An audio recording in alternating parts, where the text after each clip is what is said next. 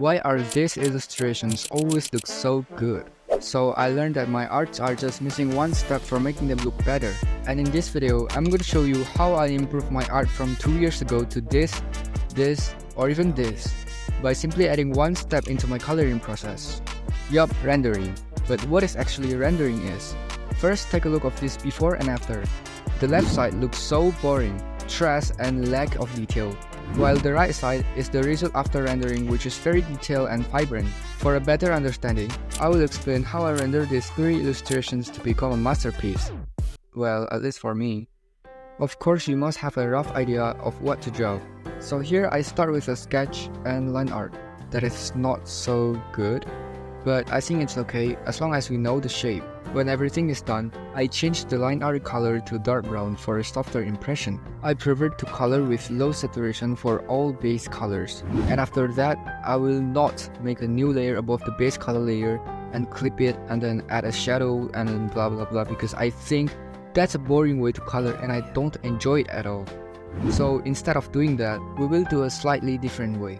Start by putting all layer into a folder and add a new layer above it. Then clip it into a folder, and also don't forget to change the blending mode to multiply. From here we can add a shadow effect with various different color, but I usually use red with very low saturation. And if you feel something isn't right, you can also customize the opacity of the layer to get the color you want. That's all for the multiply layer. We move on to the lightning effect, starting by adding a clipping layer above it. Then change the blending mode to color dodge and linear dodge. Basically, they both are just the same, but linear dodge produces stronger and more concentrated colors than color dodge. Next, we will determine the direction of the light. Here, I assume the head is like sphere, so it's quite easy to determine the light area. You can add an overlay layer if you feel the base color is not prominent enough like I did here. And here's the interesting part. I add a tone curve layer and adjust the curve to various settings until I found a color that appealed to me. Normally, this will take about 10 minutes, but it's worth the result. Then we will move to the main step. But before that, let me introduce you to the drawing tablet that I used throughout this video, Parblo Intangbo SW. It's a pen tablet from Parblo that already supports wireless and wired connection.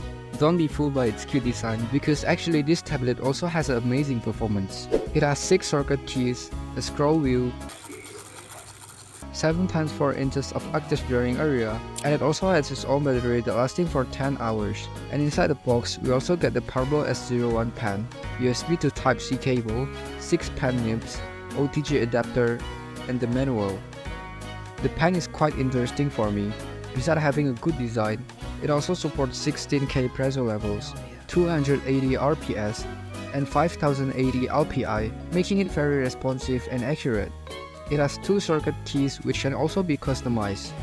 I download the driver on the Parblo website and test the wireless connection. I am so happy with this wireless technology because I won't see any messy cable again on my desk. To use it on my phone, I download the official application on the Parblo website, and this actually surprised me a little. The battery only ran out after I used it for 10 hours, which means this is valid with what Parblo claims on their website.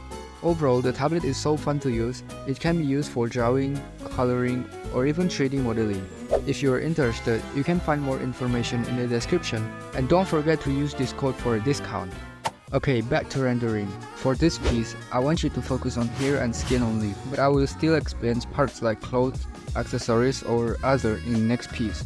Here I start with the eyes, but if you want to start with the hair, skin, or clothes, it doesn't really matter. Start with the eyelashes. Then for the eyeballs, first I color them with the dark color, then a saturated color on the bottom.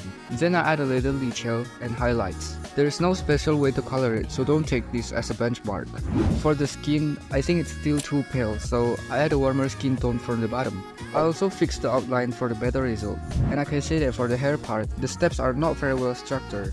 But I usually start by dividing the dark areas and try my best to make the color looks good, even in grayscale mode or when we zoom out. But actually the point is you have to understand what you are coloring and how the hair strands work. And that is also the reason why I add so many hair strands, but don't overdo it because it might ruin your artwork.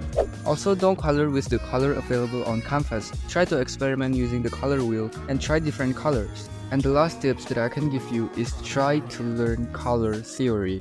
I know the color theory words make you feel uncomfortable and terrified, but trust me, learning color theory even a little bit can make your coloring process more flexible and more enjoyable. For example here, you might see there are different colors in this area, but actually, it's all blue. They just have a different saturation and values. And there's a lot of things that you can learn from color theory, but don't ask me anything about it because it also sounds creepy for me, for some reason. And you might notice that I often add these strokes into my artwork. I do this to cover the empty part to make it look at least a little full. And it's totally fine if you don't like this method, because I believe that every artist have different problems and solutions. So just find your own way. Okay, after everything is done, I redraw the outline a bit for a better and neater result. And many people might underestimate the next step, but actually this step is very important and has a big impact on your work, which is the final touch. What I usually do is add a few strokes or small bright dots in low light areas, and don't forget to add the juicy eyebrows and lips. And the last adjustment we will do is by using the tone curve. Sometimes the final result of the rendering is not very well and needs some color adjustment, so I highly recommend using the tone curve as a solution. And finally, we're done. Let's move to the next piece where we're gonna color a full body character. Actually, I have done a lot of research about the character to be drawn, but there are only 3 characters that I found good, which are our absolutely gold Mami Raiden Shogun and Yaimiko, and also, I don't want to say this, but I start with the sketch, and of course there's no disgusting line art. I just clean up the sketch. Continue with the base color that is not too saturated, and the same steps, which are multiply, color dodge, overlay, then tone curve, and more tone curve. Here you can see the difference and how adjusting the tone curve can change your art. Okay, we're done, so we will move on to rendering. As usual, I will add a new layer on top and start working on it. As you can see here, if I change to grayscale, the character's shape are looking good, but they're kind of flying or something, so I will add the reflection shadow. And for the face, nothing special, I color it the same way as before. But for the hair, I start with Raiden. First, I spray a little airbrush, and I think the light areas are too saturated, so I will change it to a lighter color. But why do we have to do this? Okay, so when we compare the both, it seems like nothing wrong. However, when we change it to grayscale, this picture looks much better. Well, this picture is just not that good. So the effect that we really want is the color value difference between the shadow and the light areas. Not only that, I also add some other detail as I said earlier. And maybe you're tired of hearing this, but you can actually add tone curve in the middle of the rendering process if you're not satisfied with the resulting color.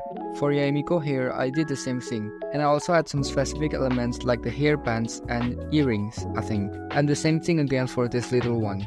Alright, all the hair is done, we're gonna move on to the fabric now. I use the triangle method or whatever it is called, and I think this method never fails to create the fabric effects, so I always use it. I clean up some parts and also add a lot of strokes, and that's all. I use the same method for all types of fabric, and the result is pretty good. Oh wait, I forgot to mention that flipping the canvas horizontally can help you find mistakes in your work, and also gives you a fresh view of your work, so make sure to flip it often. My eyes started with this on colored balloons, so in case I don't know how to color balloons, I searched for some reference on Pinterest, and the result is pretty good, I think. We will continue until here. Actually, we're done, but what was I thinking adding a mic for a maid? It just doesn't make any sense, so I erase it and try some different elements like more balloons. What about other characters? Just forget it, I'm too lazy. I tried many things, but none of them looked good. I felt hopeless. Suddenly, my friend Bob approached me to give me advice, and I think I got a brilliant idea from him, which is to add Yaimiko's tail. Start with the shape of the tail, silhouette, and then some lighting and shadow. I add quite a lot of tone curve and also a light airbrush. And after some adjustment, finally we're done. But actually there are still many things that we can learn. But since we are only focusing on rendering, I think this is enough. You can watch the full speedpaint video in description, and also the clip studio and Photoshop files for both paintings. I really hope that you can understand this video well, but if you have any questions about rendering, feel free to ask in the comment column. And if you find this video useful for your art journey, you can support me by like and subscribe. Good luck!